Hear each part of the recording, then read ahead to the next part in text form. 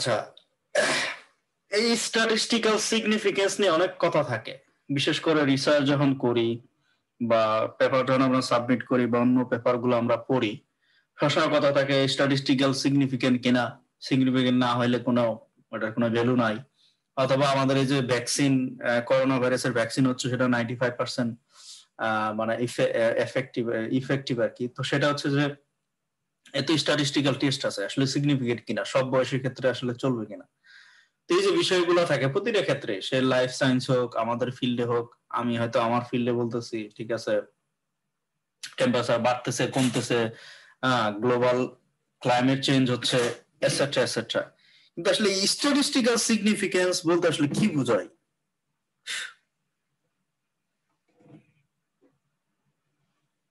কার কোনো idea? Hello, আমার কথা কি শোনা যাচ্ছে? জি ভাইয়া, শোনা যাচ্ছে। হ্যাঁ, স্ট্যাটিস্টিক্যাল সিগনিফিকেন্স কি?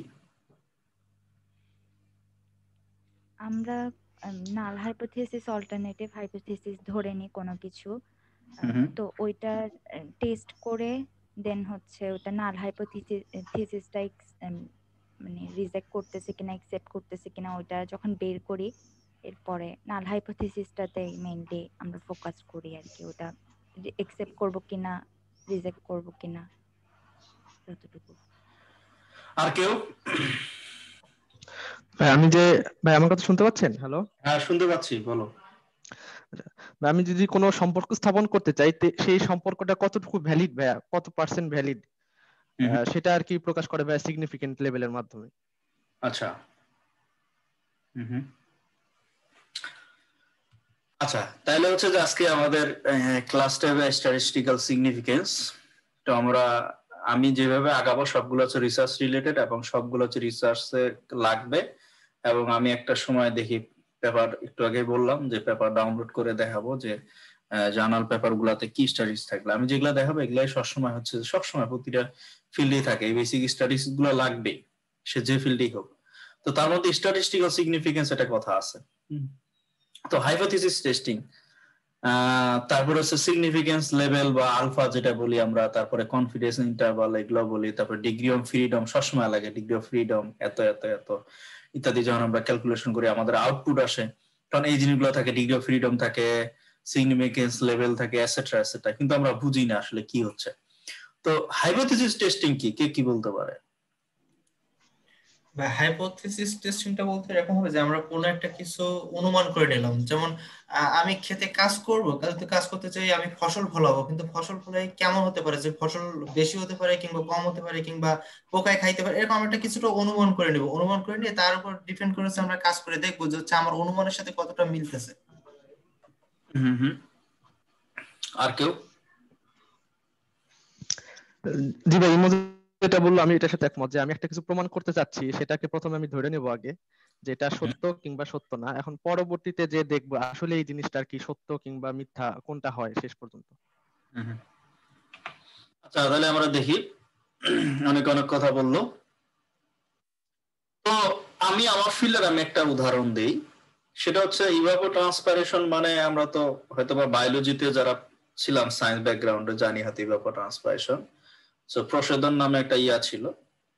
তো সেটা ইভাপো ট্রান্সপাইরেশন মানে হচ্ছে যে গাছের মাধ্যমে হচ্ছে যে ইভাপোরেট হয়ে যায়, অর্থাৎ ওয়াটার লস হয়, সহজ কথা, অর্থাৎ পানির স্বল্পতা সৃষ্টি করে। ঠিক আছে, তো এটাকে আমি ধরে নিলাম আমার মানে পানির স্বল্পতা বা খরা যেটাকে বলি, ড্রাউট বলি বা খরা বলি, খরা মানে হচ্ছে পানির স্বল্পতা।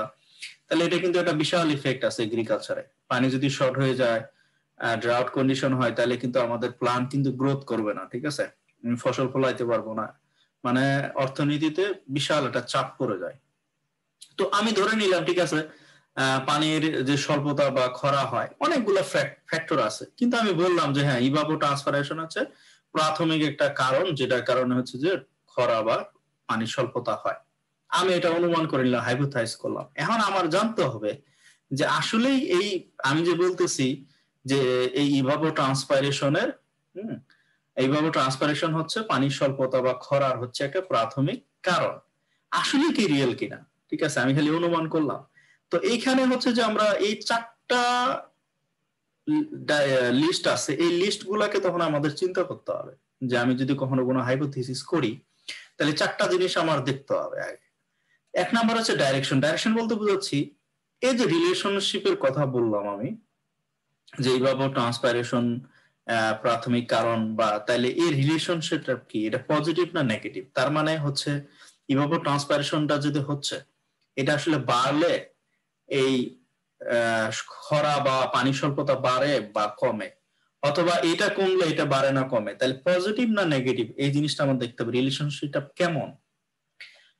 তবে ইফেক্ট সাইজটা চিন্তা করতে হবে যে এই রিলেশনটা আসলে স্ট্রং না উইক, যে ইভাপোট্রান্সফার আসলে স্ট্রংলি এর কোনো ইফেক্ট আছে কিনা, যে পানি স্বল্পতা বা খরার ক্ষেত্রে, না আসলে তেমন কোনো ইয়া নাই, উইক, এই চিন্তা করতে হবে। স্ট্যাটিস্টিক্যাল সিগনিফিকেন্স বলতে এখানে বোঝাচ্ছি যে আসলে এই সম্পর্ক আসলে রিলায়েবল কিনা, আসলে বিশ্বাসযোগ্য কিনা, আসলে এর সাথে সম্পর্ক আছে, আদৌ আছে কিনা। আর প্র্যাকটিক্যাল যে গুরুত্বপূর্ণ যে কথাগুলো বলতেছি, ব্যবহারিক গুরুত্বপূর্ণ, সেটা হচ্ছে যে এটা আসলে রিলিভেন্ট কিনা, এর সাথে আসলে কোনো সম্পর্ক আছে কিনা। ঠিক আছে, আমি সম্পর্ক নাই হুদায় আমি এটার সাথে বললাম যে এটা হাইপোথিসিস করলাম, নট লাইক দ্যাট। তাইলে আমি যখন হাইপোথিসিস করব কোনো কিছু, তো আমি জানতে চাবো আসলে সেটা রিয়েল কিনা। তবে এই 4টা জিনিসটা কিন্তু প্রায়োরিটি দিতে হবে, এই জিনিসটা চিন্তা করতে হবে। এখন তো হাইপোথিসিস হচ্ছে দুই প্রকার, একটা নাল হাইপোথিসিস আর একটা হচ্ছে অল্টারনেটিভ হাইপোথিসিস। তো এই নাল হাইপোথিসিস কি আর অল্টারনেটিভ হাইপোথিসিস কি, কে বলতে পারবে? ভাই আমরা যেটা অনুমান করে নিলাম, এই মানে আমরা অনুমান করার পরে আমরা যখন হচ্ছে টেস্ট গুলো করবো, করার পরে যদি দেখি যে হচ্ছে আমি যেটা অনুমান করছি সেটা মিথ্যা হয়ে যাচ্ছে, সেটা রিজেক্ট করতেছে, তখন সেটা নাল হাইপোথিসিস। আর যদি আমি যেটা অনুমান করছি সেটা সত্য হয়ে যাচ্ছে, অ্যাকসেপ্ট করতেছে, তখন সেটা অল্টারনেটিভ হাইপোথিসিস। তার মানে হচ্ছে নাল হাইপোথিসিস, তাই যে কিছুক্ষণ আগে আমি বলে আসলাম যে যে ইভাপোট্রান্সপাইরেশনের এটা প্রাইমারি কারণ, আর হচ্ছে এটা ইভাপোট্রান্সপার একটা ইফেক্ট আছে কিছু পানি স্বল্পতায় আছে। তো যদি আসলে সেটা মানে কোনো ইফেক্ট না থাকে, ফাইনালি তো আমরা টেস্ট করবো, করে দেখবো যে যদি আসলে কোনো ইফেক্ট না থাকে, তার মানে নাল হাইপোথিসিস অ্যাকসেপ্ট করতে হবে, যেটা এইস নট আমরা বলি, তার মানে কোনো আসলে ইফেক্ট নাই। আর যদি দেখি যে না এখানে ইফেক্ট আছে, ইভাপোট্রান্সপাইরেশনের ইফেক্ট আছে পানি স্বল্পতা, তখন আমরা H1 বা হচ্ছে অল্টারনেটিভ যে হাইপোথিসিস যেটা বলি, সেটা হচ্ছে যে আমাদের অ্যাকসেপ্ট করতে হবে যে না ইফেক্ট আছে। এই হচ্ছে সুদা বাংলায় কথা। হাইপোথিসিসের যে আউটকাম আসবে সহজ কথা যে অলরেডি বলা হয়েছে, যদি হচ্ছে যে কখন এটা দিব যে নাল হাইপোথিসিস রিজেক্ট হবে যদি আমরা হচ্ছে যদি অল্টারনেটিভ হাইপোথিসিস অ্যাকসেপ্ট হয়, ওই ঘুরে ওই যে লাভ ওই কদু আগের কথাগুলাই। এখন হচ্ছে আবার হাইপোথিসিসে এররও হইতে পারে, ঠিক আছে, ভুলও আসতে পারে। তো এই ক্ষেত্রে আমাদের এই যে যদি কখনো ভুল আসে, তাহলে সেই ক্ষেত্রে হচ্ছে যে এসপিএসএস বা অন্যান্য স্ট্যাটিস্টিক্যাল যে সফটওয়্যার গুলো সবসময় ব্যবহার করি, সেখানে এরর দেখায়, ভুল দেখাবে যে টাইপ 1 এরর বলতে এখানে রিজেক্টেড হয়ে যাবে, ঠিক আছে, সেই ক্ষেত্রে এরর আসবে। আর 2 নাম্বার হলে এটা হচ্ছে যে মানে এটা রিজেক্টেড না অ্যাকসেপ্ট হবে। কিন্তু এই দ্বিতীয় নাম্বার যে এররটা, সেটা হইতে পারে যে স্যাম্পল সাইজটা যদি অনেক কম হয়ে যায়, তাহলে সেক্ষেত্রে ভুল হইতে পারে, ঠিক আছে। এগুলো আমরা যখন প্র্যাকটিক্যালি অ্যানালাইসিস করবো তখন আরো ডিটেইলস বুঝতে পারবো। এখন আমি যে এই যে স্ট্যাটিস্টিক্যাল হাইপোথিসিস টেস্টিং করব, এখন কথা ঠিক আছে যে আমি দেখলাম যে সে ফর এক্সাম্পল আমি বলে আসলাম যে ইভাপোট্রান্সপাইরেশনের একটা ইফেক্ট আছে কিসে, পানি স্বল্পতায়, ইজ ফাইন। তারপরে নাল হাইপোথিসিস আমি রিজেক্ট করলাম, অল্টারনেটিভ হাইপোথিসিস অ্যাকসেপ্ট করলাম, কিন্তু আদৌ কি এটা আসলে আছে কিনা, তাহলে আমি কিভাবে বুঝবো? স্ট্যাটিস্টিক্যাল সিগনিফিকেন্স আমি এখনো কিন্তু আমি বলতে পারতেছি না, ঠিক আছে, আমি অ্যাকসেপ্ট করলাম বা রিজেক্ট করলাম, কিন্তু কোন বিষয়টার উপরে আমাদের গুরুত্ব দিলে বা কোন বিষয়টা আমাদের থাকলে আমরা বলতে পারবো যে না ঠিক আছে আসলে ইফেক্ট আছে, বা স্ট্যাটিস্টিক্যাল সিগনিফিকেন্টলি এটা হচ্ছে যে ইফেক্ট আছে। বা সিগনিফিকেন্ট লেভেল থেকে বুঝতে পারবো। হ্যাঁ, পি ভ্যালুর উপরে, যে সিগনিফিকেন্স লেভেলের উপরে তো পি ভ্যালু ডিপেন্ড করবে, মানে ওটা তো সম্পর্কযুক্ত আর কি। আচ্ছা, তাহলে এই যে প্রবাবিলিটি পি ভ্যালু নিয়ে আমরা আরো ডিটেইলস আলোচনা করব নেক্সট ক্লাসে, এ নিয়ে আরো কথা হবে। তো আজকে যেটুকু আমাদের জানার দরকার সেটা হচ্ছে স্ট্যাটিস্টিক্যাল হাইপোথিসিস টেস্টিং বলতে আমরা বোঝাচ্ছি যে এই প্রবাবিলিটি ভ্যালু যেটা আমরা পি ভ্যালু অনেকে আমরা করে আসছি, কার্ড দিয়ে বিভিন্ন ধরনের প্রবাবিলিটি, আমাদের মধ্যে ইন্টারমিডিয়েট একটা বই ছিল হেড টেল, হ্যাঁ এগুলা নিয়ে অনেক ইয়া ছিল। তো নেক্সট ক্লাসে দেখাবো যে one tail test, two tail test, তারপর লেফট রাইট এগুলা বিষয়গুলো কি পি ভ্যালুর ক্ষেত্রে, এগুলো পরে দেখানো হবে। তো পি ভ্যালু যেটা, সেটা হচ্ছে যে আমরা সিদ্ধান্ত নিতে পারি যে আসলে আমরা নাল হাইপোথিসিসটা আসলে অ্যাকসেপ্ট করব না রিজেক্ট করব। আমি এমনিতে বলে দিতে পারবো না যে নাল হাইপোথিসিস রিজেক্ট অথবা হচ্ছে অল্টারনেটিভ হাইপোথিসিস অ্যাকসেপ্ট করব, এটা আমরা বলতে পারবো না, আমরা মুখে বলবো না। সেটা হচ্ছে আমরা প্রবাবিলিটি ভ্যালু বা পি ভ্যালু যেটা, সেটা ক্যালকুলেশন করব। সেটা এক্সেল এর, তারপর হচ্ছে যে এসপিএস সব জায়গায় করা যায়, পাইথনে করা যায়, আর করা যায় কোনো সমস্যা না সব টেস্ট এর ক্ষেত্রে। তার মানে স্ট্যাটিস্টিক্যাল টেস্ট গুলো করব, টি টেস্ট আছে, এফ টেস্ট আছে, বিভিন্ন টেস্ট আছে, ঠিক আছে। তো এই টেস্ট গুলো যখন করবো তখন পি ভ্যালু আমাদের ডেটা অনুযায়ী সে ক্যালকুলেট করবে, করার পরে আমরা ওই পি ভ্যালুর উপর ডিসিশন নিব যে আসলে আমরা রিজেক্ট করবো না অ্যাকসেপ্ট করবো। এখন এই পি ভ্যালু আর সিগনিফিকেন্স লেভেল, এই দুইটার সাথে দুটো রিলেশন আছে, ঠিক আছে। তো এই ক্ষেত্রে আমরা যখন ক্যালকুলেশন করবো আমরা কিন্তু পি ভ্যালু পাবো, কিন্তু পি ভ্যালু যখন পাবো, এই সিগনিফিকেন্স লেভেল আমি যখন 5% বলবো, হ্যাঁ স্ট্যাটিস্টিক্যাল সিগনিফিকেন্স 5% হয়, তাহলে আমরা দেখবা পেপার যত পেপার পড়বো, জার্নাল পেপার গুলো পড়লে দেখা থাকে টেবিলের মধ্যে 1 স্টার, 2 স্টার, 3 স্টার দেওয়া থাকে, ঠিক আছে। এই স্টার দ্বারা আসলে এই জিনিসগুলো সিগনিফিকেন্স বোঝায়। তো 5% সিগনিফিকেন্স লেভেল মানে হচ্ছে এর মান হচ্ছে 0.05। তাহলে এই 5% এ 0.05 বা 95% কনফিডেন্স লেভেল, একটু পরে আসতেছি 5% কে আবার 95% কেন কনফিডেন্স লেভেল বলা হয়, একটু পরে আসতেছি নেক্সট স্লাইডে। তো 5% মানে হচ্ছে 0.05। তো এই যে মানটা আমি সিগনিফিকেন্স লেভেল বা আলফার সাথে কি একটা রিলেশন আছে। তো এই যে আলফার মানটা আমরা পাবো, সেটা যদি পি ভ্যালুর, হ্যাঁ এটা যদি হচ্ছে এই ভ্যালু থেকে পি ভ্যালুটা হচ্ছে কম হয়, তাহলে ঠিক আছে, তার 5% লেভেলে এটা হচ্ছে সিগনিফিকেন্ট। আবার যদি 1% লেভেলে হয়, সেক্ষেত্রে এর চেয়ে ছোট, সহজ কথা পি ভ্যালু আমাদের যে সিগনিফিকেন্স লেভেল থাকবে আলফা, এর চেয়ে যদি কম হয় তাহলে সেটা সিগনিফিকেন্ট, আর যদি বেশি হয় সেটা হচ্ছে সিগনিফিকেন্ট না। তাহলে যদি কম হয় তাহলে সেক্ষেত্রে আমরা নাল হাইপোথিসিস রিজেক্ট করব, আর যদি এর চেয়ে বেশি হয় তার মানে সেক্ষেত্রে আমরা নাল হাইপোথিসিস কিন্তু আমার অ্যাকসেপ্ট করতে হবে। কিন্তু আবার পি ভ্যালুর সময় স্যাম্পল সাইজের, ভাই রিপিট, হ্যাঁ হ্যালো আরেকটু রিপিট করবেন প্লিজ। হ্যাঁ জালাল ভাই আরেকটু রিপিট করবেন এখন যেটা বলছেন এটা। আবার আসতেছি, নেক্সট স্লাইড হলে আরো ভালো করে ক্লিয়ার করে বুঝবা, একটু পরে আসি। ওকে ভাই। এই যে সিগনিফিকেন্স লেভেল বলে আসলাম, যে আলফার মান 5% মানে কি বলে আসলাম, 0.05, ঠিক আছে। এই সিগনিফিকেন্স লেভেল আবার অনেক সময় আমরা বলি 95% কনফিডেন্স লেভেল, তাই না? আমরা পেপারগুলো পড়লে দেখতে পাবো দুটো শব্দ থাকে, আমরা মাঝে মধ্যে কিন্তু কনফিউজ হয়ে যাই। আমিও প্রথম দিকে কনফিউজ হয়ে যেতাম, বলে যে 5% সিগনিফিকেন্স লেভেল, আবার একই জিনিস আবার অনেক সময় বলে 95% কনফিডেন্স লেভেল, ঠিক আছে। তো যখন পেপারগুলো পড়ি প্রথম দিকে এটা কনফিউজ হয়ে যায় যে একই জিনিস কেন এরকম বলে। তো এটার সাথে একটা রিলেশন আছে। রিলেশন হচ্ছে যে আমরা কিভাবে ক্যালকুলেশন করি। তো এই সিগনিফিকেন্স লেভেল এর সম্পর্ক হচ্ছে 1 মাইনাস কনফিডেন্স লেভেল। তাহলে এর সাথে একটা কিন্তু রেশিও কিন্তু সেম। তাহলে এখন আমি কনফিডেন্স লেভেল যদি বলি 95%, তার মানে এর মান কত, 0.95, তাই তো। তাহলে 1 থেকে যদি আমি বিয়োগ দিয়ে দিই তাহলে কিন্তু 0.05 আসে। সেম ওয়ে যদি আমি 99% এ বলি তার মানে 0.01। তার বোঝা গেল 5% সিগনিফিকেন্ট লেভেল আর 95% কনফিডেন্স লেভেল যেটা ওই কত রেশিও কিন্তু একই। দেখো অনেক সময় কনফিউজ হওয়ার কোনো দরকার নাই যদি বলে 5% সিগনিফিকেন্স লেভেল, আবার অনেক ক্ষেত্রে পেপারে লেখা থাকবে 95% কনফিডেন্স লেভেল বা 99% কনফিডেন্স লেভেল, তার মানে হচ্ছে তাদের রেশিওটা সেম। এইভাবে ক্যালকুলেশন করা হয়। তো যেটা রিপিট করতে বললো সেটা বললাম, এই যে সিগনিফিকেন্স লেভেল বা আলফার যে মানটা আমরা বের করব, সরি আমাদের সিগনিফিকেন্স লেভেল থাকবে, আমরা অলরেডি আমাদের এগুলা করা আছে, ঠিক আছে। আলফার মান আমরা ফিক্সড এখানে, যেটা নিয়ে আমরা পি ভ্যালুর সাথে কম্পেয়ার করবো। তাহলে 5% এর মানে তার মানে সিগনিফিকেন্স লেভেল হচ্ছে 0.05, ঠিক আছে। তো এই যে মানটা আছে 0.05, তাহলে আমরা প্রতিটা ডেটা সেটের ক্ষেত্রে আমরা আমার পি ভ্যালুটা কিন্তু ক্যালকুলেট করতে পারবো।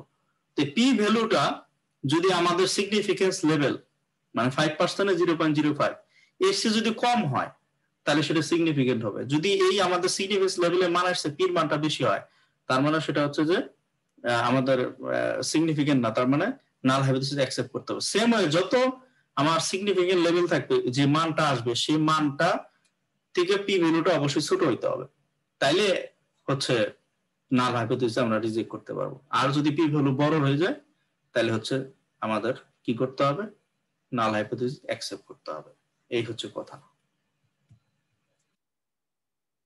এখন কনফিডেন্স ইন্টারভাল বলতে আরেকটা কথা আছে।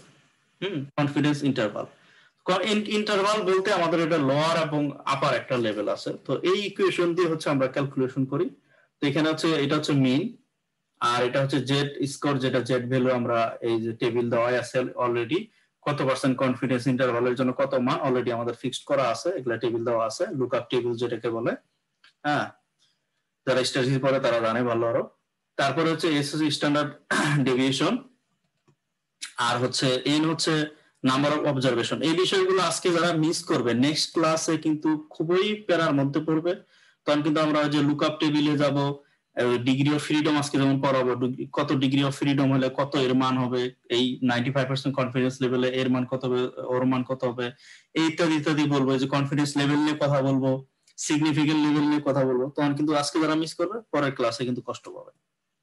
তো এই হচ্ছে ইকুয়েশন দেখে আমরা কনফিডেন্স ইন্টারভালটা আমরা ক্যালকুলেশন করতে পারবো, করে আমরা লোয়ার ভ্যালু বা আপার লেভেল দিব। এর ব্যাখ্যা কি আমরা তাহলে এটা ওপেন করি। আমি অলরেডি পাঠাই দিব, আমার ভিডিও ডেসক্রিপশনে থাকবে ইউটিউব চ্যানেলে। তো এই ফাইলটা ওপেন করাই আছে আমার অলরেডি। তো এই কনফিডেন্স ইন্টারভালটা আসলে কিভাবে বের করা হয়, তো এর সাথে সম্পর্ক হচ্ছে আমরা ইকুয়েশনটা দেখে আসলাম। এটা হচ্ছে মিন ভ্যালু থাকবে আর পরের অংশটুকু তো প্লাস মাইনাস হবে। প্লাস মাইনাস মানে হচ্ছে লোয়ার এবং আপার লেভেল থাকবে। আসলে এর ব্যাখ্যাটা কি তাহলে বলি একটু।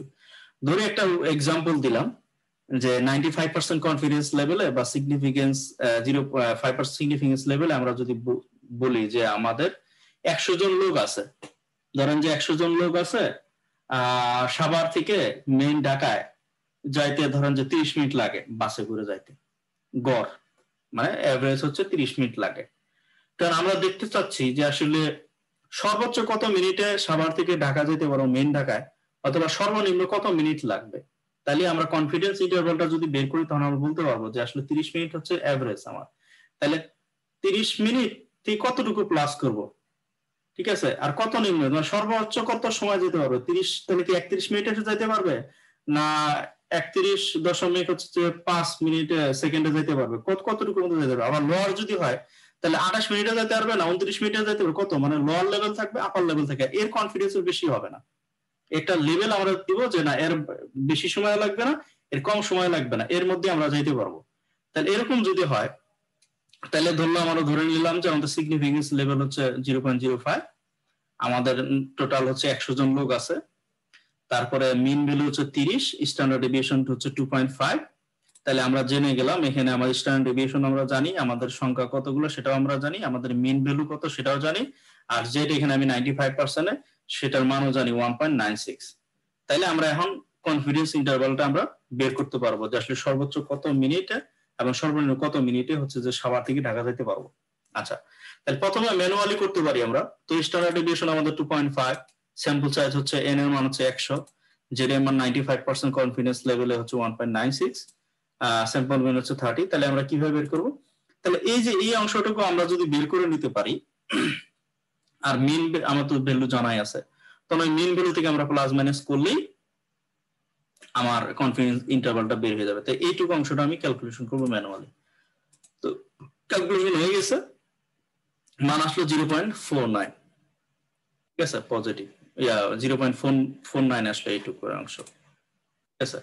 আচ্ছা, এখন এই অংশটাকে আমরা যদি আবার ফাংশনের মাধ্যমে করতে চাই, যে আমি তো ম্যানুয়ালি করলাম ইকুয়েশন দিয়ে ফাংশন, তাহলে সেক্ষেত্রে আমরা সিগনিফিকেন্স লেভেল কত, আলফার মান 0.05, স্ট্যান্ডার্ড ডেভিয়েশন 2.5, স্যাম্পল সাইজ হচ্ছে 100, মিন এত। তাহলে আমি যদি ফাংশন করি, এক্সেলে একটা ফাংশন আছে কনফিডেন্স, এই কনফিডেন্স এই ফাংশন দিয়ে হচ্ছে যে কনফিডেন্স ওই অংশটুকু বের করা যায়। পরে আমাদের তো মিন ভ্যালু আছে, মিন ভ্যালু থেকে আমরা এটা প্লাস মাইনাস করলে আমাদের ইন্টারভালটা পেয়ে যাব। তো এটা যদি দিয়ে দিই তাহলে 0.48 আসছে, 49 ওই কাছাকাছি আমরা ম্যানুয়ালি করছি ফাংশনে করছি। তার মানে হচ্ছে প্লাস যদি করি তাহলে 30 মিনিট হচ্ছে 48 সেকেন্ডের মধ্যে সর্বোচ্চ এত সময় লাগবে সাভার থেকে ঢাকা যেতে। আর সর্বনিম্ন কত লাগবে, তাহলে এটা যদি আমরা বিয়োগ করে দিই তাহলে 29 মিনিট মানে 51 সেকেন্ডের মতো লাগবে। এই হচ্ছে আমাদের কনফিডেন্স ইন্টারভালটা আমরা বের করতে পারি। আর কনফিডেন্স ইন্টারভাল দ্বারা আসলে এই বোঝায়।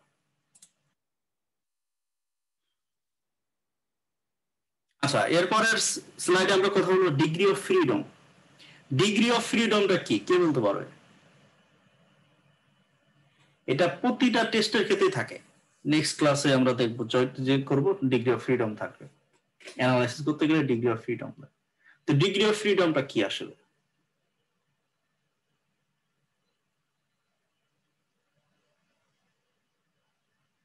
হ্যালো,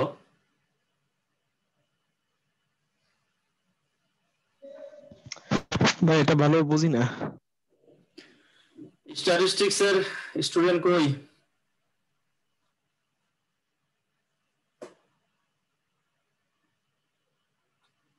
ডিগ্রি অফ ফ্রিডমটা কি? ভাই আমি বলবো, আমি স্ট্যাটিস্টিক্স এ না বাইরের, কিন্তু বলবো।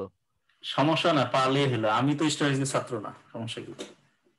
আচ্ছা ভাই, জেনারেলি আমরা যেটা হিসাব করি যে যতগুলো সংখ্যা আছে তার থেকে এক কম, কিন্তু আসলে ডিগ্রি অফ ফ্রিডম মানে কি, স্বাধীনভাবে যতগুলো চয়েস করা যাবে, মানে ফ্রিলি, মানে ওর মুক্তভাবে চয়েসের অপশন থাকবে।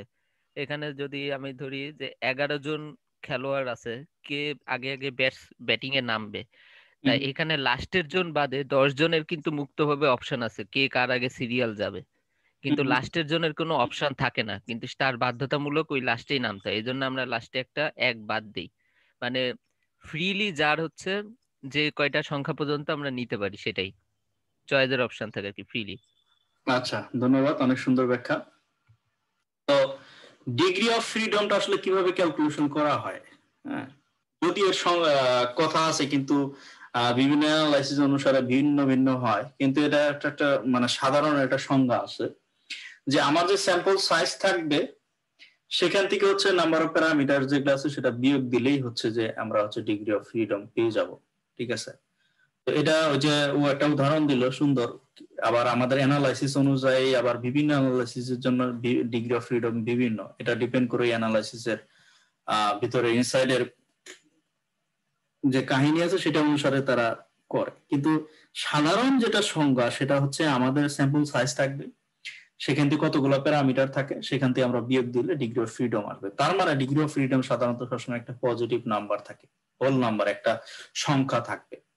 আর এটা হচ্ছে যে আসলে এটার সংযোজন হচ্ছে যে কি পরিমাণ আমার ডেটা আছে এবং হচ্ছে কতগুলো প্যারামিটার আমার হচ্ছে এস্টিমেট করতে হবে, এটার উপর ডিপেন্ড করেই হচ্ছে যে ডিগ্রি অফ ফ্রিডমটা হয়।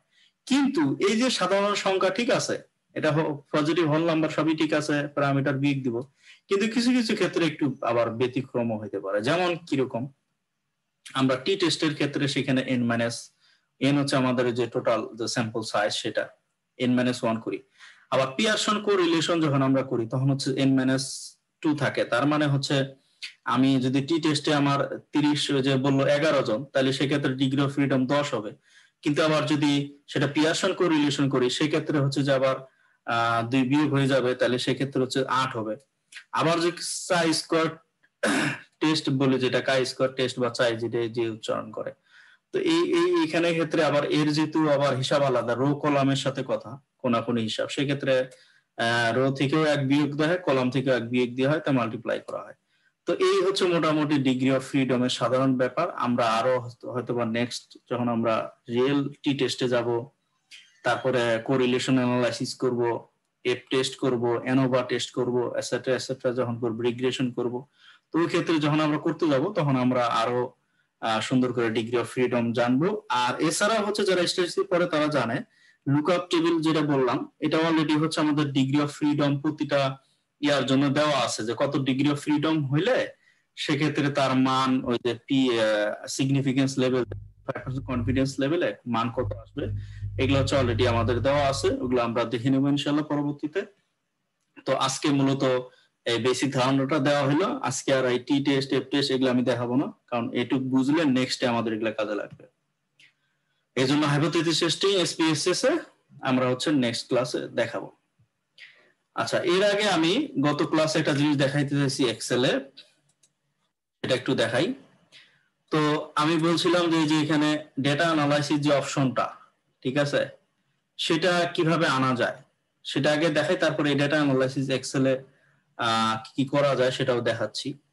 তো আমাদের যেটা করতে হবে, সম্ভবত এটা 2010 এর পরে আছে, আমি 13 ইউজ করতেছি, আপডেট যেগুলো সেগুলাতে আছে। অপশনে গিয়ে এখানে অ্যাড সিন নামে একটা অপশন আছে।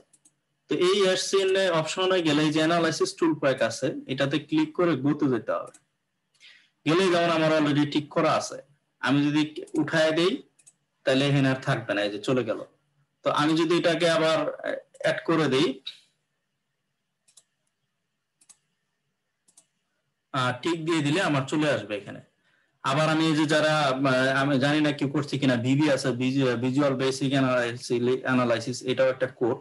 আমি প্রথম দিকে করতাম, এক্সেল প্রোগ্রামিং করা যায়, সেটা দিয়েও রান করা যায়, কেউ যদি চায় সেটাও অ্যাড করতে চায়, ইত্যাদি ইত্যাদি। তো আমি যেন ওকে দিয়ে দিলাম, এখানে চলে আসলো। আসলে আমি এই জিনিসটা এসপিএসএস এ যে স্ট্যাটিস্টিক্স গুলো ক্যালকুলেশন করি, সেটা আমি চাইলে এক্সেলও করতে পারবো। আমি দেখাচ্ছি এই কারণে, একটু রাগ করেই দেখাচ্ছি। রাগ করে এই কারণে আমাদের বাংলাদেশে দেখা যায় ম্যাক্সিমামই, অনেকের ন্যারো একটা মাইন্ড আছে, মন মানসিকতা আছে, পিপিটি শিখাবে কিভাবে তৈরি করে সেটার জন্য টাকা নেয়। তো আমি এসপিএসএস শিখাবো, পরে দেখা গেল যে তারা এই এক্সেলে কিভাবে স্ট্যাটিস্টিক্স অ্যানালাইসিস করা হয় এটার জন্য দেখা গেল আবার ট্রেনিং করে পোলা বানাইছে, টাকা নেবে। এই জন্য একসাথে দুইটি দিয়ে দিলাম। তো এই যে ডেটা অ্যানালাইসিস নামে টুল আছে, এখানে দেখেন কোরিলেশন অ্যানালাইসিস করা যায়, কোভেরিয়েন্স করা যায়, তারপর এফ টেস্ট করা যায়, ফুরিয়ার অ্যানালাইসিস করা যায়, হিস্টোগ্রাম, তারপর রিগ্রেশন অ্যানালাইসিস করা যায়। টি টেস্টের মধ্যে অনেক টি টেস্ট আছে, স্যাম্পল, এগুলো পরে শিখাবো। তো দেখা গেল মোটামুটি অনেক স্ট্যাটিস্টিক্স, আমাদের বেসিক যে স্ট্যাটিস্টিক্স গুলো যেগুলো আমাদের রিসার্চের জন্য সব সময় লাগে, ঠিক আছে, তো সেই স্ট্যাটিস্টিক্স গুলা কিন্তু আমি চাইলে এক্সেলও করতে পারবো, ঠিক আছে। এই হচ্ছে ব্যাপার। কিরকম ভাবে করা যায়, যেমন ই করলাম যেহেতু, তাহলে একটা এক্সাম্পল এখানে দিয়ে দিতে পারি। কোথা থেকে ডেটা কপি করব, টেম্পারেচার ডেটা কোথায় ছিল, এখানে আছে। আচ্ছা,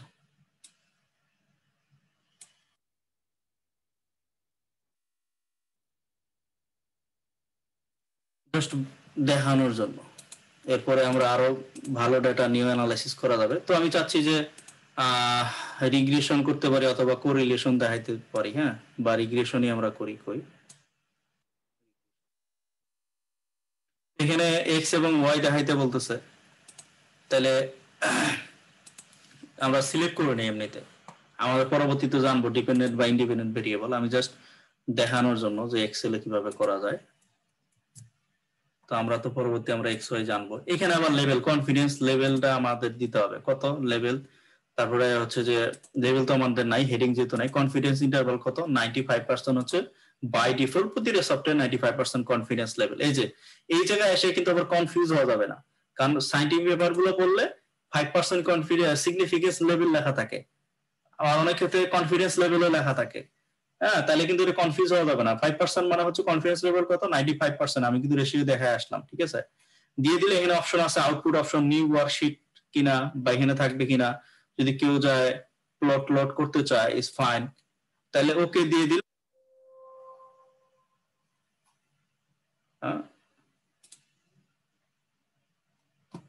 সেম হয়ে গেছে না বেশি হয়ে গেছে? 40. Variance must have the same number of sub-row. Okay.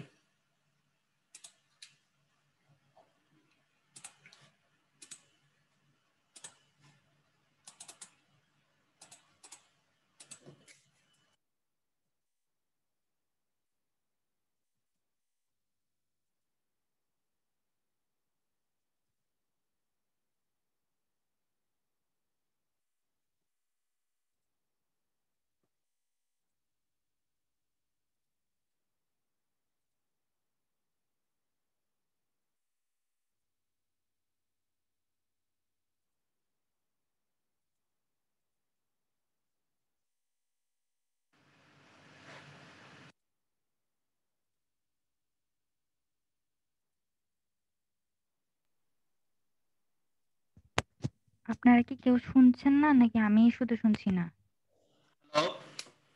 না, আমরাও শুনতে পারছিলাম না। আচ্ছা, আমার কথা কি শোনা যাচ্ছে না? জি ভাই, এতক্ষণ এখন শোনা শোনা যাচ্ছে। যায়নি ভাইয়া, এখন শোনা যাচ্ছে। আমি তো কথা না বললে শুনবা কেমনে?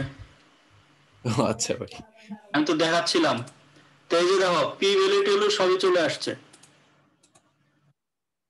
যদি সিগনিফিকেন্ট না, কারণ এটা আমি একটু জাস্ট দেখানোর জন্য করলাম, ঠিক আছে।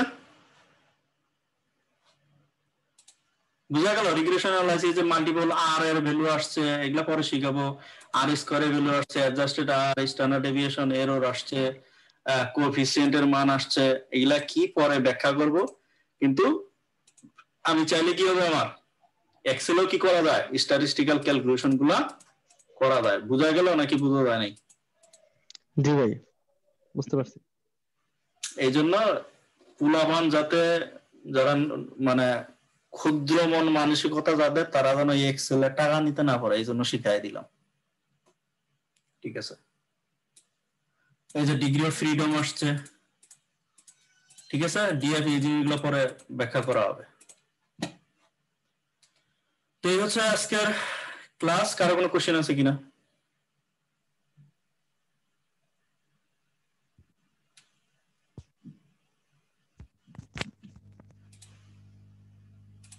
হ্যালো, ভাইয়া কনফিডেন্স লেভেলটা সম্পর্কে আরেকবার যদি বলতেন, কে জানি আগে জিজ্ঞেস করছিল, তো ওইটার জন্য ওটা ক্লিয়ার করে দিয়েন আরেকবার। না ওটা তো ক্লিয়ার করে দিলাম। ওই যে কি নাম আমার, চিটাগাঙ্গের,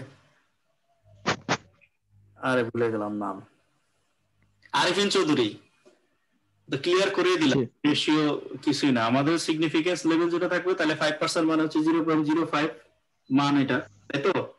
তাহলে পি ভ্যালু যেটা আসবে এর চেয়ে অবশ্যই ছোট হতে হবে। তাহলে এই যে ভ্যালুটা আমরা কত পার্সেন্ট লেভেলে করছি, 95% কনফিডেন্স লেভেল করছি, তাই তো। 5% সিগনিফিকেন্স আর 95% কনফিডেন্স একই কথা না, কারণ 1 - 95%, ঠিক আছে, গুলো তো 0.05ই আসে, দুইটা রেশিও হচ্ছে সেম।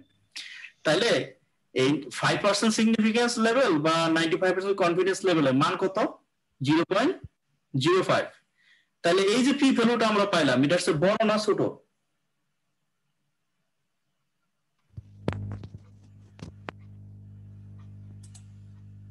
এটা বড় না ছোট এই মানটা 0.05 এর? এটা ছোট। বড়। বড় হ্যাঁ, ভাই, এটা বড়। বড় বড় বড়, 0.5 তার মানে এটা সিগনিফিকেন্ট না। কথা বোঝা গেল? সিগনিফিকেন্ট জি ভাই। এটা ওটা নর্দমায় ফালায় দিতে হবে। আমি প্রথম দিকে ফিগার করছিলাম, তো 5টা না 4টা ফিগার ছিল, একটা ফিগার না 2টা ফিগার মানে সিগনিফিকেন্ট ছিল না, ইনসিগনিফিকেন্ট। তো আমার রিভিউয়ার ডাইরেক্ট কোশ্চেনে করে বলছে যেটা সিগনিফিকেন্টই না সেটা রেখে দেওয়ার কি দরকার, ওটা ফালায় দাও। পরে ডিলিট করে দিছি। বুঝা গেল? সিগনিফিকেন্ট না। এই হচ্ছে কাহিনী। পি ভ্যালু যে সিগনিফিকেন্ট লেভেল করবো সেই মানটা অবশ্যই ছোট হইতে হবে, আর যদি ছোট হয় তাহলে সেক্ষেত্রে 99% কনফিডেন্স লেভেল অবশ্যই 0.01 এর চেয়ে ছোট হইতে হবে, সেই ক্ষেত্রেও প্রযোজ্য না। তার মানে কি, এটা সিগনিফিকেন্ট না। যেহেতু আমরা র ডেটা নিছি, পরবর্তী আমরা রিয়েল ডেটা নিয়ে অ্যানালাইসিস করব, কিন্তু বোঝানোর জন্য করলাম আর কি। আর কার কোনো কথা?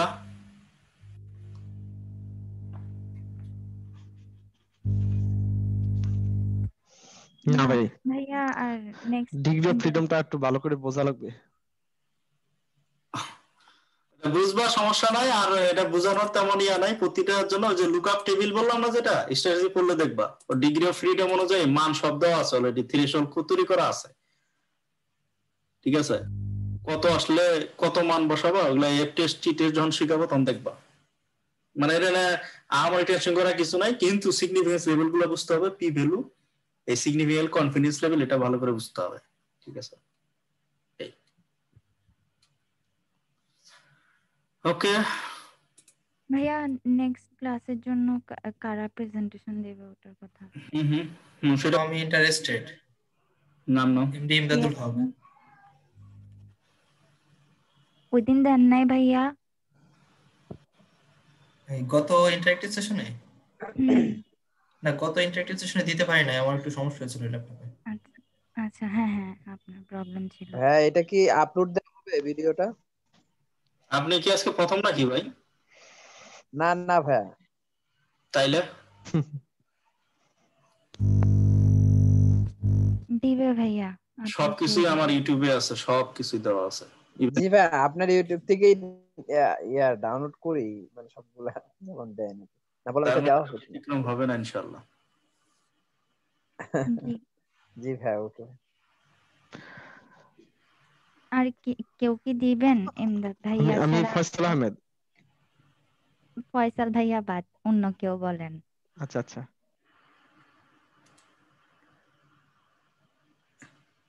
বাদ বলছি কজ আপনি তো দিচ্ছেন ওই দিন আর হ্যাঁ হ্যাঁ সমস্যা নাই, বাকিরা না দিলে আমার নাও, সমস্যা নাই, যারা পারে সবসময় পারে দিয়ে দাও। আর বাকিরা যেহেতু ইন্টারেস্টেড দেখাচ্ছে না, তো মজার ব্যাপার হচ্ছে তাহলে আমি আমাদের প্রথম ছিল পিএস টু ক্যারিয়ার ক্লাবের সাথে আমার স্ট্র্যাটেজিস ট্রেনিং। আমি তো তখন এরকম ইন্টারেক্টিভ সেশন করিনি, অ্যাসাইনমেন্ট দিতাম। মজার ব্যাপার হচ্ছে ছেলেপেলে এত ইন্টারেস্টেড ছিল, মজা পাইছে। প্রতি ক্লাস হইতো রাত্রের মধ্যেই হচ্ছে যে আমি দিয়ে দিতাম তোমার ফিল্ডে ব্যবহার করো, এই মানে ডিপ অ্যানালাইসিস নেক্সটে যখন যাব সবাই নিজের নিজের ফিল্ডে দিয়ে দিত গুগল ক্লাসরুমে, অনেক মজা পাইতাম। তো এইবার কেন জানি দেখলাম পোলাপান অলস হয়ে গেছে। অলস বলতে আগের যারা তারা তো জানেই, এই জন্য চুপ হয়ে আছে, আর বাকি নতুন গুলো একটু অলস টাইপ।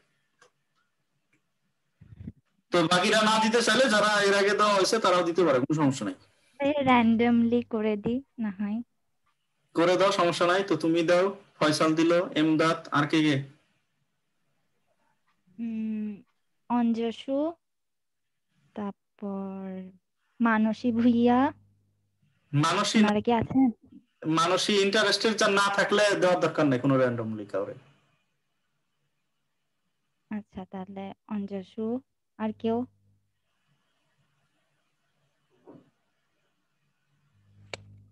আরিফিন চৌধুরী। আরিফিন